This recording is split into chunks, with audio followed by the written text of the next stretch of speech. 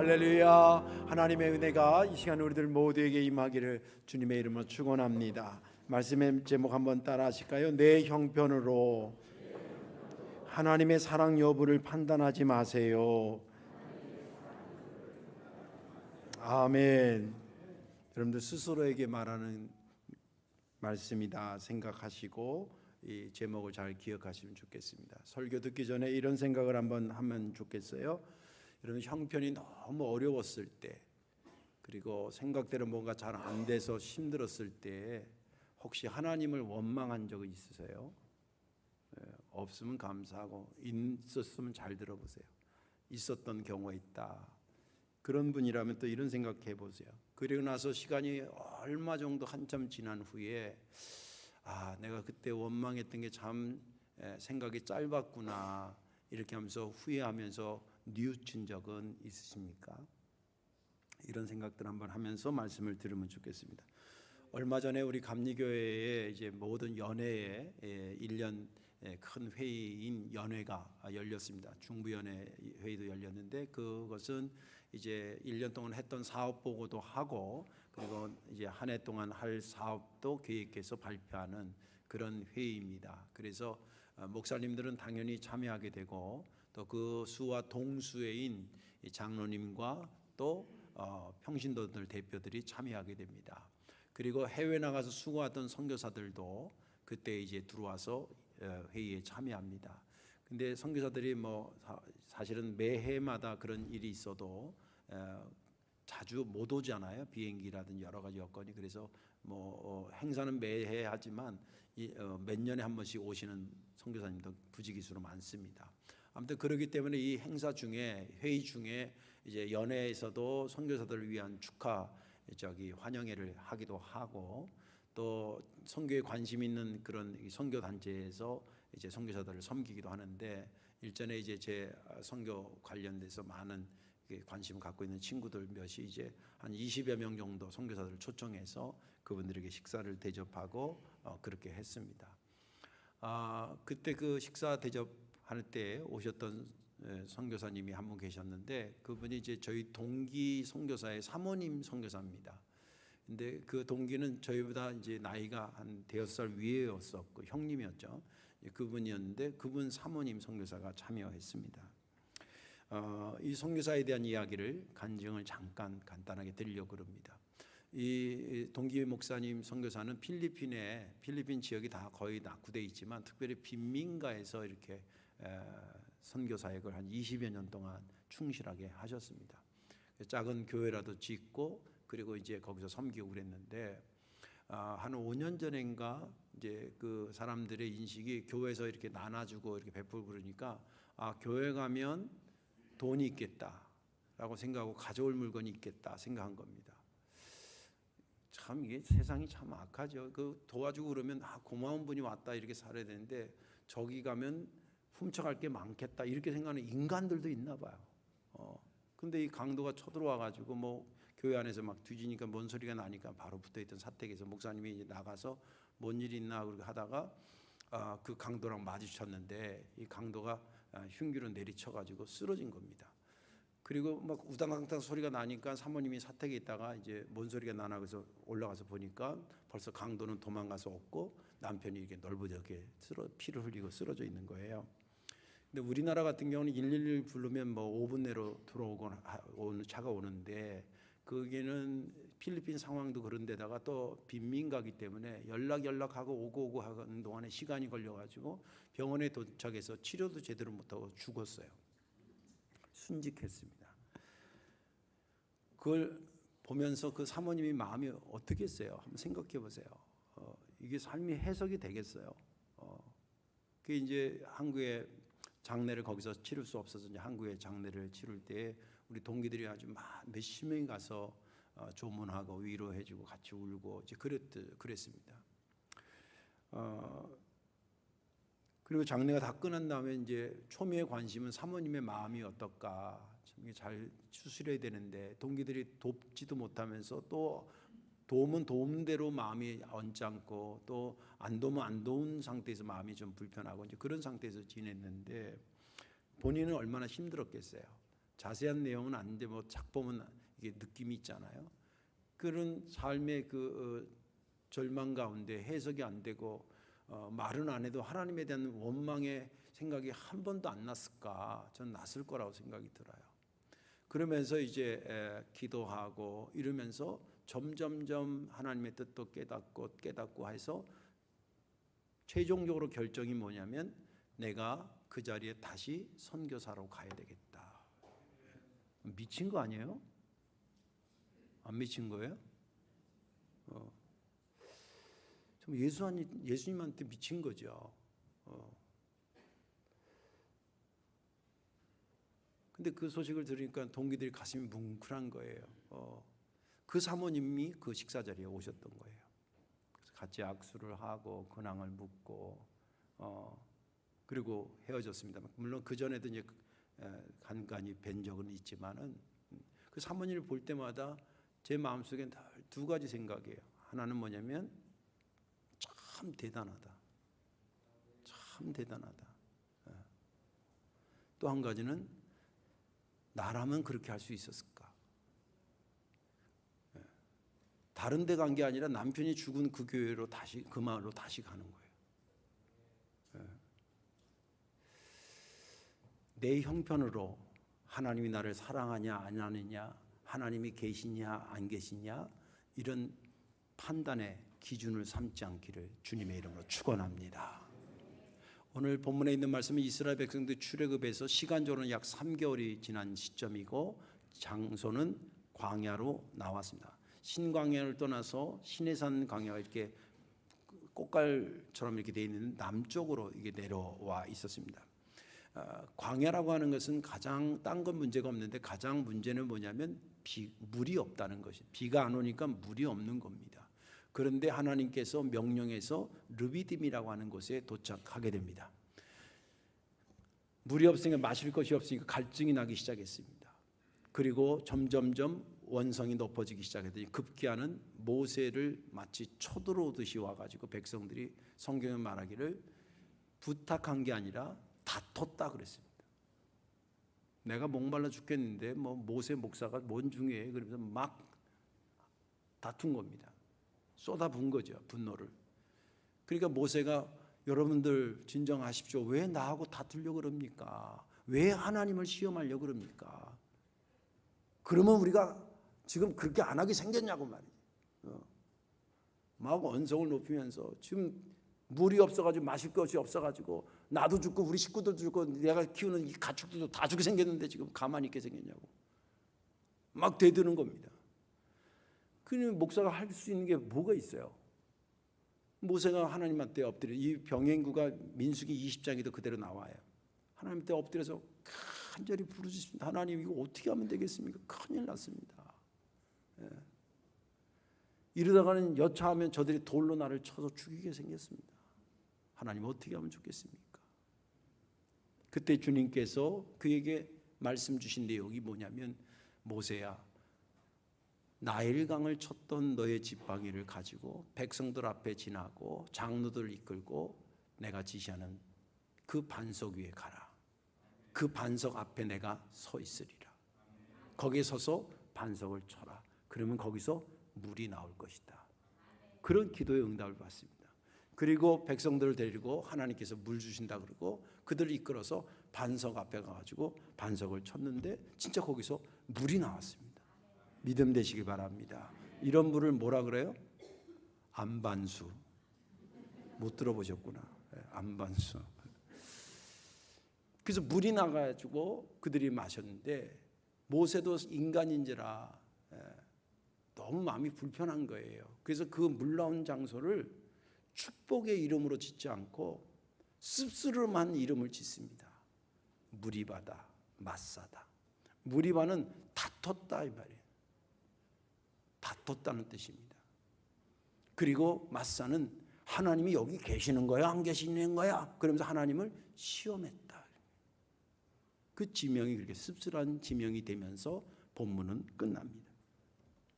저는 지난 시간에 본문을 보면서 7절을 보면서 안타까우면서도 많은 것을 깨닫게 되었습니다. 7절 그가 그곳 이름을 마사 또는 무리바라 불렀으니 이는 이스라엘 자손이 다투었음이요 또는 그들이 여호와를 시험하여 이르기를 여호와께서 우리 중에 계신가 안 계신가 하였음이더라. 이 말씀이 은혜가 됐던 것은 뭐냐면 우리 상황과 형편으로 하나님이 계시냐 안 계시냐 나를 사랑하냐 안 하냐를 판단하는 기준으로 삼으면 안 된다는 거예요. 어느 정도는 절대 안 된다는 거예요. 절대 안 된다는 거예요. 오늘 말씀에 저와 여러분들이 은혜 받으시고 아마 이 설교 들으면서 띠끔띠끔한 사람들이 있을 겁니다.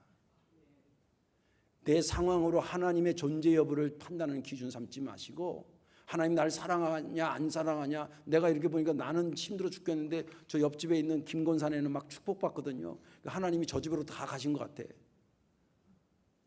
이런 생각하는 사람들 뜯어고치시기를 주의 이름으로 축원합니다. 하나님이 내 형편하고 상관없이 하나님이 여러분들의 삶을 사랑하시고 여러분들을 위해서 지금도 일하신다는 믿음을 가지고 오늘을 승리하시기를 주님의 이름으로 축원합니다.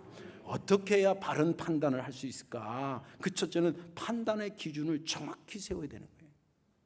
오늘 1절 말씀을 보면 이스라엘 자손의 온 회중이 여호와의 명령대로 신광에서 떠나 그 노종대로 행하여 느비딤의 장막을 쳤으나 백성이 마실 물이 없는지라. 이 1절 말씀을 기준이라고 하는 차원에서 보면 두 부류의 기준이 될 수 있는 두 단어가 있습니다. 한 부류는 뭐냐면 하나님 중심적으로 기준을 세울 수 있는 단어가 나오고 한 부류는 인간의 형편이라는 차원에서의 기준이 될 만한 게 있습니다. 하나님 중심으로 기준 삼을 수 있는 말은 뭐냐면 여호와께서 여호와의 명령대로라는 단어고 그 다음에 그 노정대로 그 가르친 이렇게 가라는 그 루트를 따라서 맞다 그 뜻입니다. 그런 기준이 하나가 있고 하나는 내 형편의 기준 되는 것은 마실 물이 없다라고 하는 거예요. 그런데 보세요. 지금 르비딤에 도착했습니다. 기준을 어디다 두느냐에 따라서 이게 잘한 일도 되고 잘못한 일도 될 수도 있다는 거예요. 이게 굉장히 중요한 겁니다. 상황이 두 개가 아니에요. 상황은 지금 하나인데 어느 기준을 따라서 있느냐에 따라서 잘한 것도 되고 잘못한 것도 된다는 거예요. 예를 들자면 내 형편의 기준으로 물이 없었다는 관점에서 르비딤에 온 것을 생각하면 잘한 거예요, 잘못한 거예요? 잘못한 겁니다. 안 된 겁니다. 그러나 하나님의 관점에서 이렇게 보면 하나님이 가라 그런 거예요. 딴 데로 가라는데 르비딤으로 간 게 아닙니다. 르비딤으로 가라 그런 거예요. 물이 없는 것인지 몰라서 보낸 게 아니라 알면서도 보냈어요. 그 노정 아주 루트를 정해서 여기로 이렇게 가라고 딱 그랬어요. 그는 구름 기둥과 불 기둥이 인도했으니까 그건 정확한 거예요. 그렇게 해서 정확히 온 거예요. 하나님의 중심으로 보면 르비딤에 온 것이 잘 온 것입니다. 자, 그러면 어떤 기준으로 르비딤에 온 것을 해석해야 될까? 잘 온 건가요? 못 온 건가요? 성경은 잘 온 것으로 해석하라는 거예요. 여러분들 기준이 그렇게 달라지는 것에 따라서 해석이 달라진다니까요. 무엇으로 여러분의 삶의 르비딤을 해석할 것이냐는 거예요. 하나님의 기준으로 세워야 된다. 그 이유가 크게 두 가지. 하나는 뭐냐면 내 생각이나 내 느낌이나 내 상황은 변해왔고 앞으로도 변할 것이기 때문에 변하는 것은 기준 삼으면 안 돼요. 근데 북두칠성 어릴 때 학교에서 많이 배우셨죠? 북두칠성이 왜 유명한 줄 아세요? 항상 그 자리에 있다는 거예요. 이리 갔다 저리 갔다 하면 기준이 되지 않아요. 예. 여러분들 이런 경우들이 있으시잖아요. 나이가 70대고 이렇게 자기 인생 살아온 것을 이렇게 어느 날 뒤돌아보니까 내가 젊었을 때 그렇게 옳다고 생각했던 게 정말 허무한 짓을 했다. 그렇게 느끼신 적 없으세요?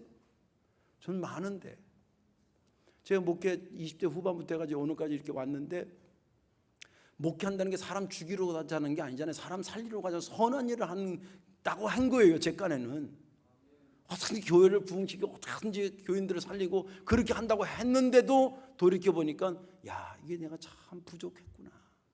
참 이해력도 떨어지고 그때 그 판단이 옳은 것 같아. 그게 아니었구나. 이런 게 막 있는데 그러니 내 생각과 내 느낌에다 기준을 삼으면 되겠냐고요.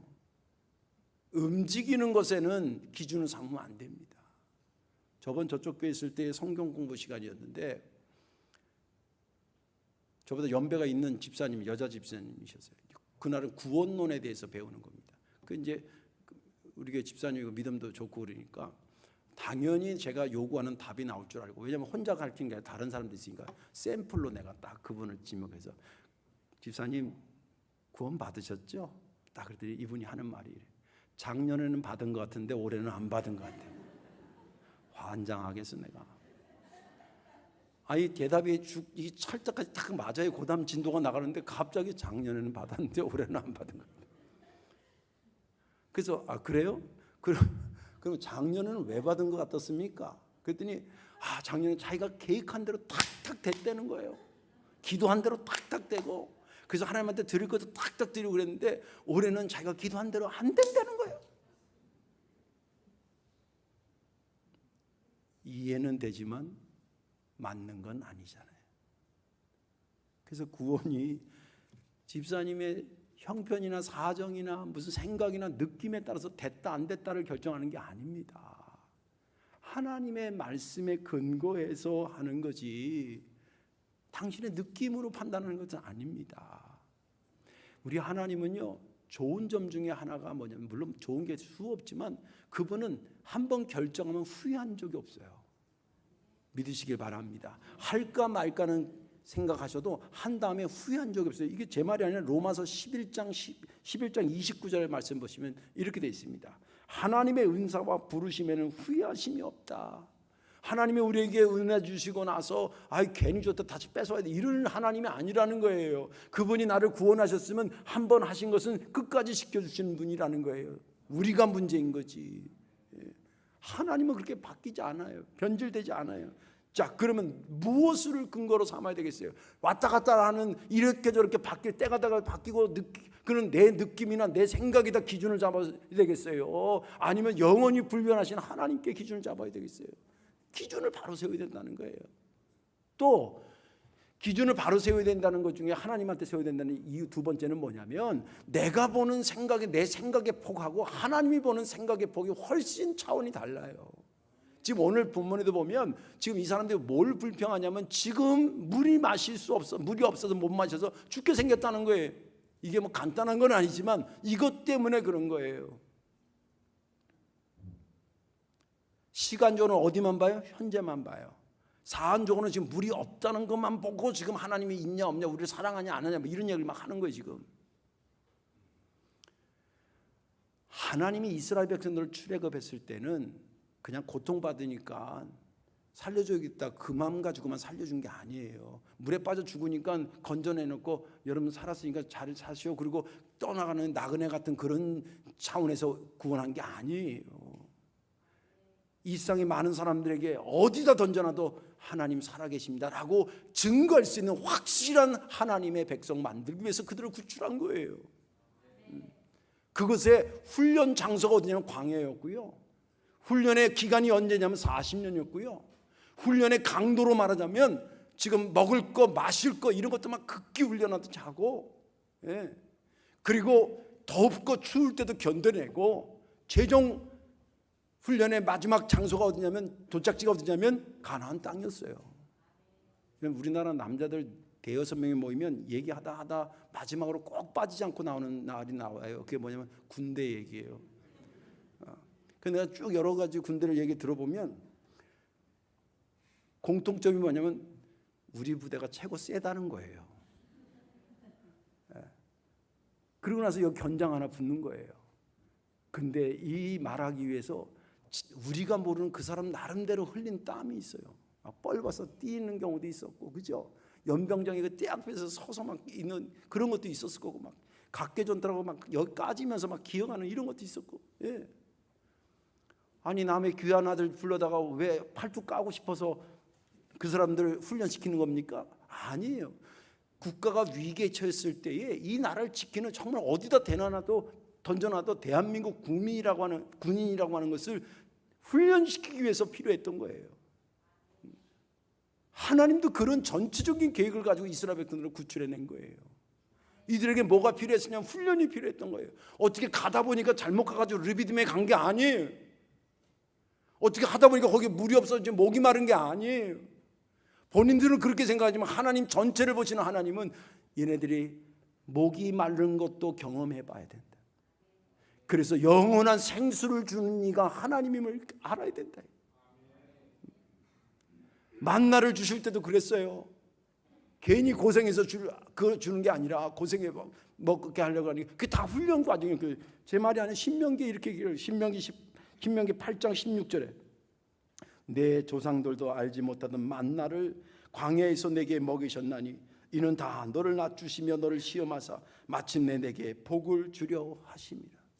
하나님께서 광야에서 만나를 먹일 때에 이건 사실은 그렇게 맛있거나 무슨 뭐 호화로운 식탁이 아니에요. 우리로 말하면 그냥 밥 한 그릇이고 서양 사람들 말하면 그냥 빵 한 개예요. 근데 그걸 먹어야 사니까 하나님께서 그렇게 좀 허접한 아주 기초만 될 수 있는 기본만 될 수 있는 양식을 주면서 그들을 훈련시켰다는 거예요. 그걸 통해서 뭐 하는 거? 내 생명은 하나님이 내게 주는 거다. 이런 걸 깨닫게 하고 그리고 그것을 통해서 나를 낮추시고 훈련해서 마침내 뭐가 되기로 복받게 하기 위해서 그러셨다는 거예요. 왜 나를 광야에다 불러가지고 이 맛대가리 없는 만나나 주려고 날 불러냐? 이런 것은 그것으로 하나님 우리를 사랑하냐 안 하냐, 물이 없으니까 목마르 죽겠는데 우리를 여기 와서 죽이려고 그러냐, 이걸 가지고 그것만 가지고 하나님이 있다 없다, 우리를 사랑하냐 안 하냐, 우리 가운데 있냐 없냐 이걸 논하는 것은 그건 잘못된 거라는 거예요. 근데 우리가 생각하는 나에 대한 생각하고 하나님이 생각하는 나에 대한 하나님의 생각이 폭이 다르다는 거예요. 그러면 어디다 기준을 삼아야 되겠어요? 폭이 좁은 나의 생각에다 기준 잡아야 되겠어요? 전체를 보고 있는 하나님을 중심으로 기준을 삼아야 되겠어요? 한번 생각해 보세요. 그 얘기를 하는 것입니다.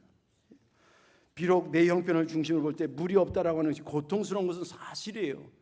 힘든 거지요. 그러나 힘든 것은 힘든 거지만 그 힘든 것 때문에 그것 때문에 하나님 나를 사랑하느냐 이런 것을 판단하는 기준으로 삼아서는 그 넌센스라는 거예요. 우리의 얘기를 한번 가져와 봅시다. 우리 역시 마찬가지입니다.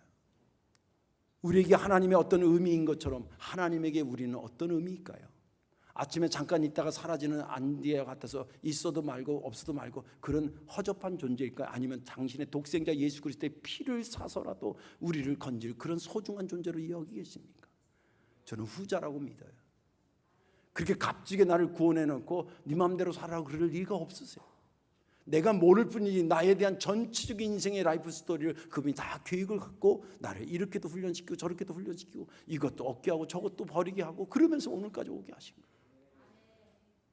그런데 거기에 내가 느낀 것, 내 형편이 모든 것의 절대 기준처럼 삼는 것은 그건 하나님에 대해서 우리에 대해 자세가 아니라는 것입니다. 비록 힘든 일을 만난다 해도 절대 그 느낌이나 상황으로 판단하지 마시길 주의 이름으로 축원합니다. 아주 중요한 내용. 마지막으로 하나는 뭐냐면 어떻게 해야 바른 판단할 수 있냐면 이미 받았던 하나님의 은혜를 기준 삼아야 됩니다. 이미 받았던 하나님의 은혜를 기준 삼아야 돼요. 5절에 보면 이런 말씀이 있습니다. 여호와께서 모세에게 이르시되 백성 앞을 지나서 이스라엘 장로들을 데리고 나일강을 치던 네 지팡이를 손에 잡고 가라. 이 말씀은 모세가 하나님 큰일 났습니다. 어떻게 하면 좋겠어요? 돌로 나 쳐 죽이게 생겼어요. 그때 하나님께서 응답해 주신 첫 말씀이 그 말씀입니다. 야 모세야, 너 나일강을 치던 네 지팡이를 가지고 백성들 앞에 지나서 장로들과 함께 내가 지시하는 반석에 가라. 그 얘기예요. 근데 여기서 유심히 봐야 될 것은 뭐냐면 나일강을 치던 내 지팡이라고 하는 것이에요. 나일강을 치던 내 지팡이. 왜 그렇게 표현하셨을까요? 모세가 만약에 지팡이를, 저는 골프를 쳐본 적이 없어서 잘 모르는데 골프에 그 캐디라 그러나요? 이게 그 골프채를 여러 개 이렇게 등에 지고 따라다니는 분 있잖아요. 골프 치는데 뭐 거리나 뭐 상황에 따라서 이게 치는 게 다르대요. 그러니까 뭐 몇 번 줘라, 몇 번 줘라 이렇게 하면서 이렇게 하잖아요. 지팡이가 모세가 여러 개 있으니까 여러 개 중에서 야 나일강 치들 때 그 쓰던 그 지팡이를 가져가라 이랬으면 이해가 되는데 모세는 눈 씻고 봐도 지팡이가 한 개예요. 그게 언제냐면 미디안 광에서 양 칠 때 쓰던 지팡이예요.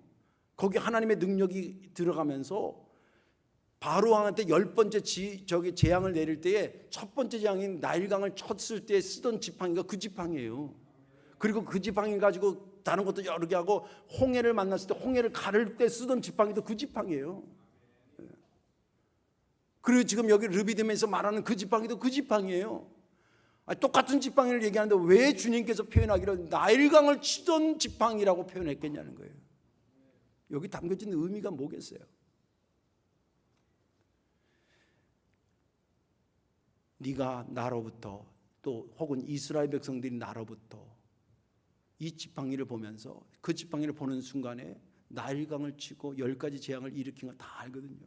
하나님으로부터 이런 엄청난, 누구도 줄 수 없는 엄청난 것으로 너에게 쏟아붓고 계시는 하나님이 기껏 물 없어서 여기 광야에서 목말라 죽게 하려고 너희들 데리고 나온 것 같냐는 거예요.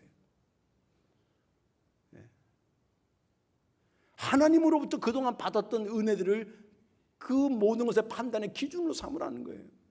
사실 이 사람들이 르비딤에 오기까지 하나님으로부터 받은 은혜가 어마어마하게 많습니다. 첫째는 그들이 고통 속에 있을 때 그 고통의 소리를 누가 들었다? 하나님이 들어주셨어요. 심리학적으로 내가 고통스러울 때 내 얘기를 들어주는 사람처럼 고마운 사람이 없어요. 무슨 밥 사주는 사람도 고맙지만 내 얘기를 들어주는 사람처럼 고마운 사람이 없어요. 그 울부짖음을 들어주시고 거기서 멈추지 않고 그들을 구출하려고 모세를 세우시고 모세를 세워서 보내가지고 10가지 재앙 안 보내겠다는 거 아니겠어요? 그 끈질기게 붙잡고 있는 바로 왕에서 끄집어내가지고 건져내시고 그리고 나왔더니 어디로 가야 될지 모르잖아요. 가는 방향을 제시하기 위해서 구름 기둥과 불 기둥을 선명하게 보여주시고 홍해를 만나가지고 이거 이러지도 못하고 저러지도 못할 때 그 강을 가르시고 그 바다를 가르신 분이 하나님이시고 광야로 나와서 먹을 것이 없을 때 만나를 주시고 메추라기를 주신 분이 그분이고 엘림이라는 그 샘교에 왔을 때 그 물이 써서 못 마실 때 그 물을 맑게 해서 마시게 하신 분이 그분이고 그리고 인도에서 온 것이 르비딤이에요. 여태까지 르비딤에 오기까지 하나님의 은혜를 한 번도 준 적이 없는데 그렇다 그러면 조금 이해가 되지만 그래도 그러면 안 되지만 그러면 좀 이해가 된다. 그런데 자기가들이 지금 르비딤에 와서 물을 못 마시는 상황까지 온 것이 보면 계속 은혜의 하나님의 손길을 통해서 여기 와서 지금 이걸 겪는 거예요. 이 정도 하나님이 은혜 주시고 경험케 했으면 이제 이걸 좀 기준으로 삼아가지고 지금 내가 마실 것이 없다 그래서 당장 뭐 하나님이 있냐 없냐 나 뭐 사랑하냐 하는 이러지 마시고 하나님 뜻이 있겠죠. 모세 목사님 우리 위해서 좀 기도해 주세요. 저희도 기도하겠습니다. 이래야 되는 거 아니에요? 인간이라면? 근데 여태까지 은혜 받은 건 다 잊어버리고 여기 지금 목 마르고 이런 게 간단하다는 건 아니에요. 힘든 거죠. 근데 이게 힘든 거는 힘든 거고 힘들면 기도해야 될 일이고 더 좀 기다려야 될 때지 이게 하나님이 있냐 없냐 나를 사랑하냐 안 하냐 이거의 기준이 돼서는 안 되는 일이라는 거예요. 근데 사람들이 그걸 거기다 갖다 기준으로 갖다 꽂는다는 거예요.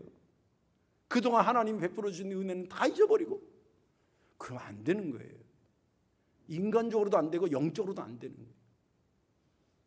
한번 깊이 생각해 보십시오.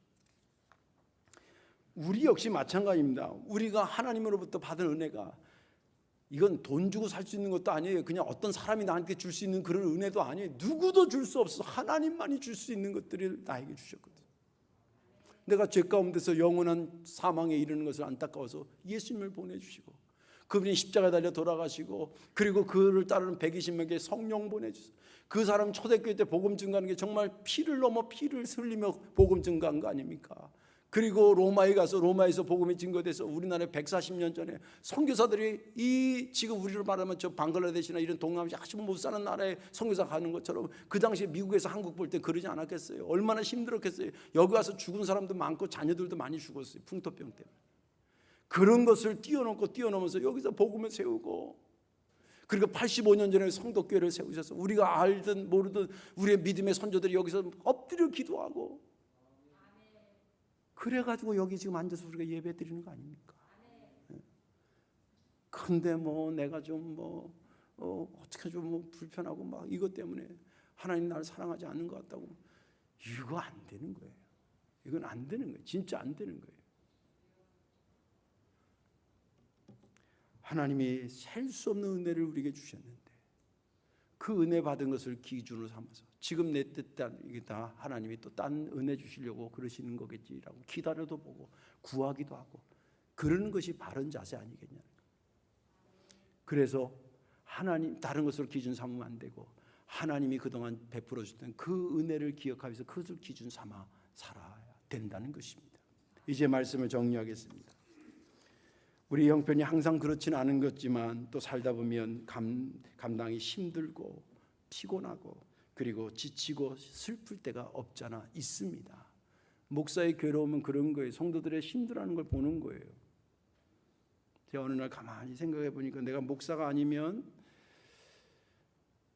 흘리지 않을 눈물도 많았을 텐데 목사가 됐기 때문에 본의 아니게 흘리는 눈물이 많다. 마음이 힘들다. 그런 생각을 한 적이 있어요. 근데 그게 제 사명이니까 어떻게 하겠어요. 그렇게 힘든 것이 있습니다. 그런데 좀 더 깊이 생각하면 이 힘들고 지치고 슬픈 일은 마음이 아픈 것은 사실이에요. 그러나 그것이 기준이 될 일은 아니라는 거예요. 성경에 그래서 슬프고 힘들 때 기도하라. 하나님 있다 없다를 기준 삼는 슬픔이 아니라 슬프냐? 그래. 하나님께 기도하자. 그건 역으로 뒤집어도 마찬가지예요. 아까 말한 것처럼 그냥 뭐든지 기도한 대로 잘 되고 모든 사업이 번성하고 쭉쭉쭉 잘 돼가니까 그 기쁜 일이죠. 여러분 기쁜 일일 때 기쁜 일이 많았다고 하나님이 계시고 안 계신 거에 근거로 삼아서는 안 돼요. 기쁜 일이 많은 것은 하나님을 찬송하고 예배하고 감사하면 되고 할렐루야. 예.